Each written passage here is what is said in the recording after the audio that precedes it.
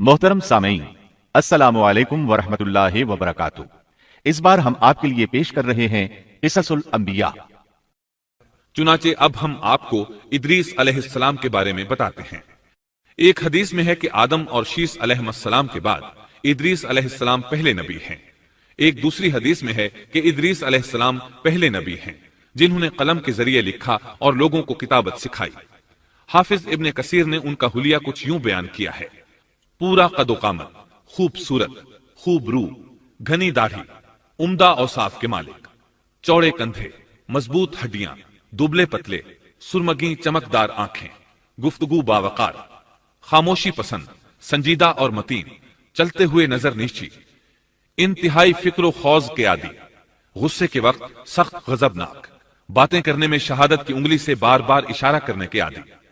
इदरीस अलैहिस्सलाम शीस अलैहिस्सलाम की शरीयत पर अमल पैरा रहे। चूंकि इदरीस अलैहिस्सलाम रसूल भी थे, इसलिए अल्लाह की तरफ से मुस्तकिल उन पर शरीयत नाजिल हुई जिसकी तशरीह व तफसीर करके लोगों को अहकाम इलाही से आगाह फरमाते। इदरीस अलैहिस्सलाम ने जब देखा कि मुफसिदीन ईमान वालों पर जुल्म और ज्यादती कर रहे हैं, उनका फसाद बढ़ता जा रहा है और समझाने के बावजूद ये लोग बाज नहीं आ रहे, तो उन्होंने अपने पैरोकारों को जिहाद का हुक्म दिया। इदरीस अलैहिस्सलाम पहले शख्स हैं जिन्होंने अल्लाह के रास्ते में जिहाद किया, गनीमतें हासिल की और दुश्मनों को कैदी बनाया। लेकिन गनीमतें और कैदी उनके लिए हलाल नहीं थे।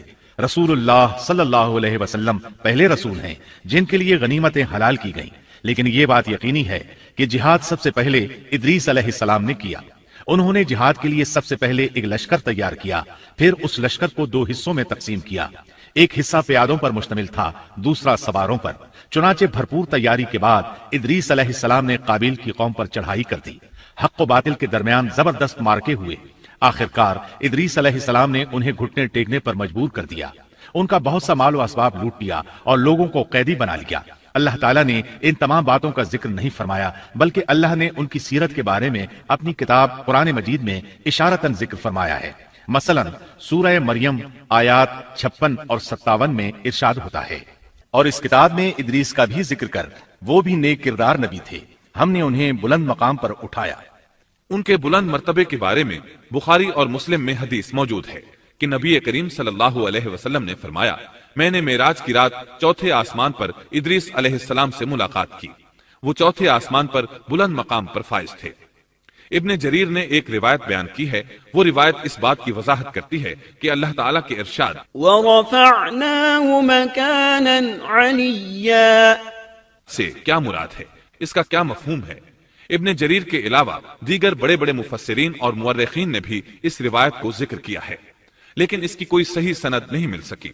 वो रिवायत ये है। इब्ने अबी हातिम वगैरह ने इस रिवायत को हिलाल बिन यसार से बयान किया है। वो कहते हैं, मेरी मौजूदगी में इब्ने अब्बास रज़ी अल्लाहु अन्हुमा ने काब रहमतुल्लाह अलैहि से पूछा, काब, इदरीस अलैहिस्सलाम के मुतल्लिक अल्लाह ताला के इस कौल वरफ़अनाहु मकानन अलिय्या, हमने उन्हें बुलंद मकाम पर उठा लिया, का क्या मतलब है।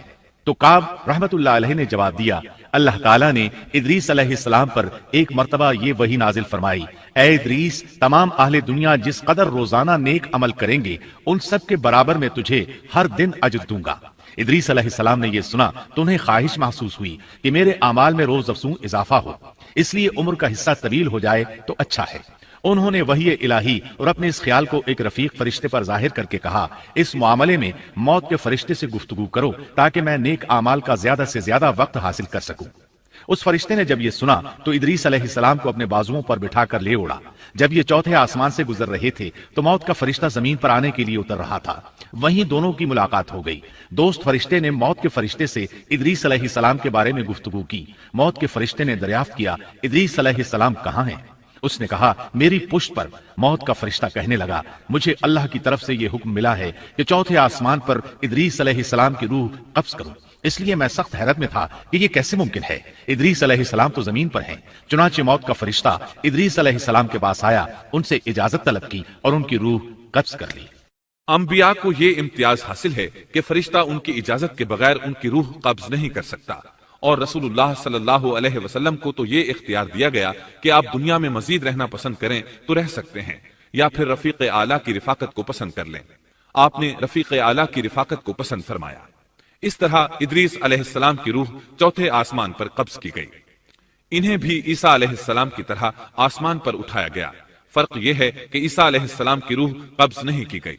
یہ واقعہ نقل کر کے کعب رحمت اللہ علیہ فرماتے ہیں کہ اللہ تعالیٰ کے ارشاد وَرَفَعْنَاهُ مَكَانًا عَلِيًّا کی تفسیر یہی ہے. لیکن درست بات یہ ہے کہ یہ اسرائیلی روایت ہے. ادریس علیہ السلام کی وفات ہو گئی تو لوگ فساد میں اور بڑھ گئے. ان میں شر پھیل گیا تاہم وہ توحید پر قائم رہے. بت پرستی کا ان میں کوئی شعور نہیں تھا. لوگ آدم علیہ السلام کی وفات کے 1000 سال بعد تک توحید پر قائم رہے. ان میں فسق و فجور ضرور تھا لیکن شرک نہیں تھا. اللہ تعالیٰ کے اس ارشاد كان الناس أمة واحدة دراصل لوگ ایک ہی امت تھے کا یہی مطلب ہے. Thanks for watching. Don't forget to like, comment, share and subscribe to